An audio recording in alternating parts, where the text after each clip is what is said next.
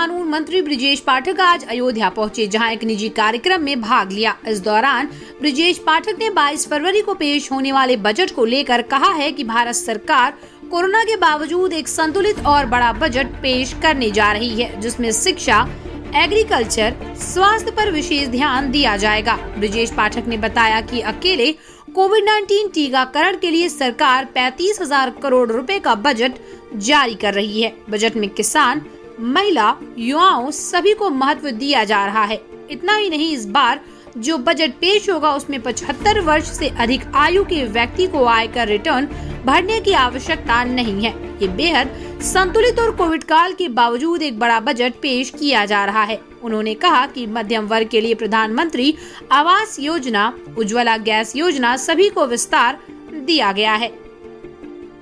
तमाम और भी योजनाएं चल रही हैं, उनके लिए भी विकल्प रखे गए हैं। कानून मंत्री ने दावा किया है कि कोविड-19 के बावजूद भारत की अर्थव्यवस्था को बढ़ाने का काम सरकार ने किया है। साथ ही दिल्ली में हुए रिंकू शर्मा हत्याकांड पर बोलते हुए कहा कि इस कांड की निंदा हम लोग करते हैं। इस तरीके की घटनाओं में समाज को भी आगे आना चाहिए। आपराधिक तत्वों को चिन्हित कर कड़ी कार्रवाई की जा रही है। वहीं राम मंदिर निर्माण पर बोलते हुए कहा कि राम मंदिर निर्माण के बाद अयोध्या विश्व के पटल पर स्थापित होगा। पूरी दुनिया देखेगी कि जिस तरीके का अयोध्या का चित्र रामचरितमानस और रामायण में मिलता है, उसी काल की अयोध्या को स्थापित करने का प्रयास किया जा रहा है।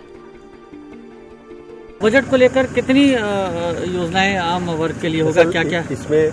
Health sector, agriculture sector, education sector, मतलब सभी को सीधे लाभ पहुंचाने की पूरा प्रयास कोविड काल के बावजूद आदरणीय प्रधानमंत्री जी ने किया है। और सबसे बड़ी बात है कि इस बार हेल्थ का जो बजट है बहुत ऐतिहासिक रूप से बढ़ाया गया है। केवल कोविड वैक्सीनेशन के लिए 35,000 करोड़ रुपए का इंतजाम किया गया है और एग्रीकल्चर, एजुकेशन सभी को विशेष महत्व दिया गया, महिलाओं को और नौजवानों को। और इसके अलावा जो हमारे बुजुर्ग हैं उनको 75 साल के अधिक वालों को अब रिटर्न दाखिल करने की आवश्यकता नहीं रह जाएगी। के लिए क्या मिडिल क्लास के लिए जैसे जो प्रधानमंत्री आवास योजना है, इसके अलावा उज्ज्वला गैस योजना है और जो अन्य योजनाएं सभी को विस्तार दिया गया है। मतलब हमने कोविड काल के बावजूद भी भारत की अर्थव्यवस्था को आगे बढ़ाने का काम किया। ये घटनाएं जितनी ये निंदा हम लोग करते हैं, लेकिन समाज को भी आगे आना चाहिए कि इस तरीके की घटनाएं न हो।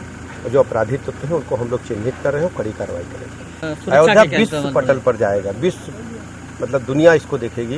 प्रभु राम के बारे में जिस ढंग से चित्रण रामचरितमानस में, रामायण में मिलता है, मुझे लगता है कि उसकी सोच से भी आगे अयोध्या का विकास होगा।